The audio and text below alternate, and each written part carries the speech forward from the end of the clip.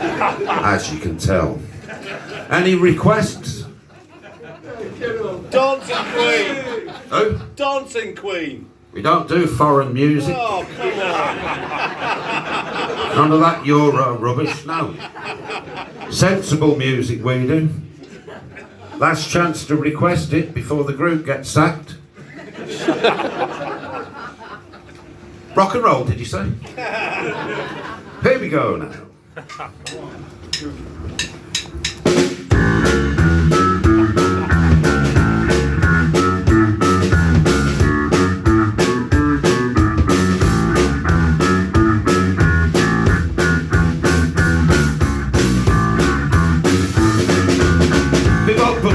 She's my baby. Be-bop-a-lula, I don't mean maybe. Be-bop-a-lula, she's my baby. Be-bop-a-lula, I don't mean maybe. I haven't made me mind up yet, you know. As a friend of Elvis, and as I'm a regular criminal and getting locked up all the time, I said to him, Elvis, everybody in the wholesale block dancing to the jailhouse rock, the Spider Murphy trombone, another bloke on another instrument. It was more like jazz than rock and roll though, I thought to myself. The end of that one. Cheers. Thank you. More. She loves you. She loves you. Well, I don't do that rubbish anymore. That was a joke as well in the first place. And I nearly became a top chart hit character. What a shame that was.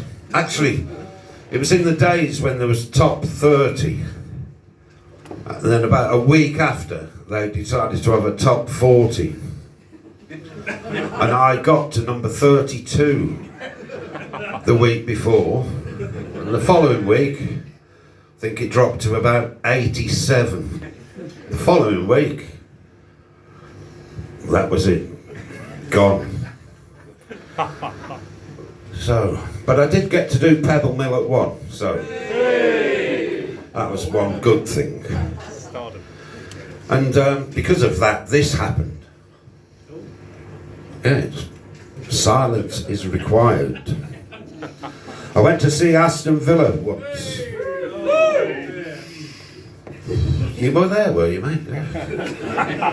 Well, I went to see them, no idea why, but I came out of the ground and had to walk up this hill to the bus stop. I was walking up this hill, 3 police vans followed me all the way up. Slowly. Exactly, mate. I can't help this hairstyle. But I could go for the mad professor type haircut, but... Get a wig.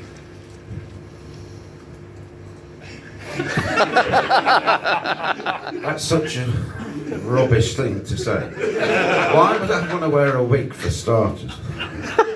I like the baldy bit at this front. Apart from today, when it was beating down with sunshine.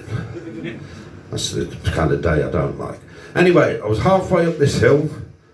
The back doors of this police van flew open. 3 coppers jumped out the back, said, tell us a joke, Ted.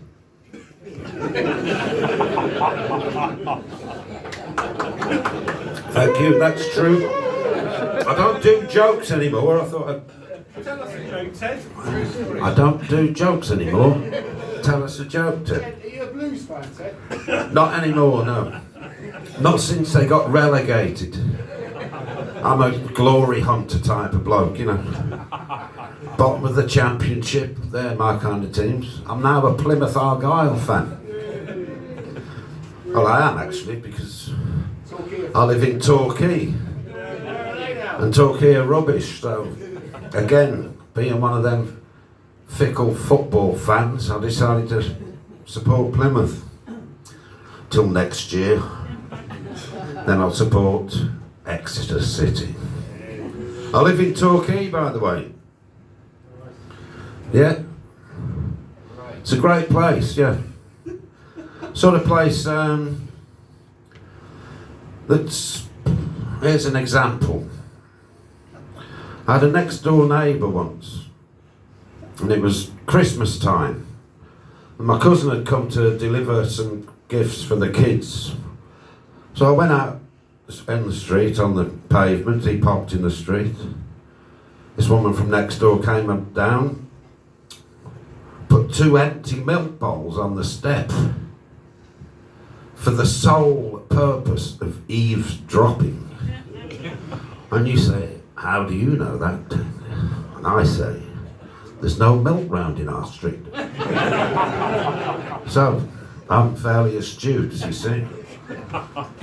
But her son is a bloke, and my wife was walking back from the shops one day whistling the theme to the Teletubbies. And he leaned out the window, and he said, my wife's not fat, she's pregnant. It took me a while to find the funny side. I did, a bit quicker than that though, but he had this car parked over the road. And I looked out the window, it was pouring with rain. I thought, well, I won't go to the shops just yet, you know. 20 minutes went by, I looked outside again, still raining, and he was still sat in his car.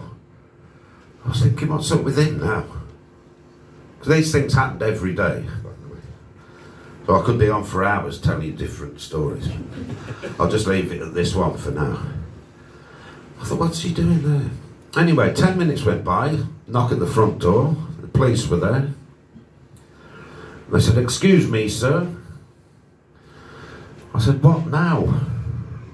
They said, we'd like to interview you about intimidation. I said, what? He said, well, that chap there, he's been sat in his car 40 minutes and he's too scared to get out of the car.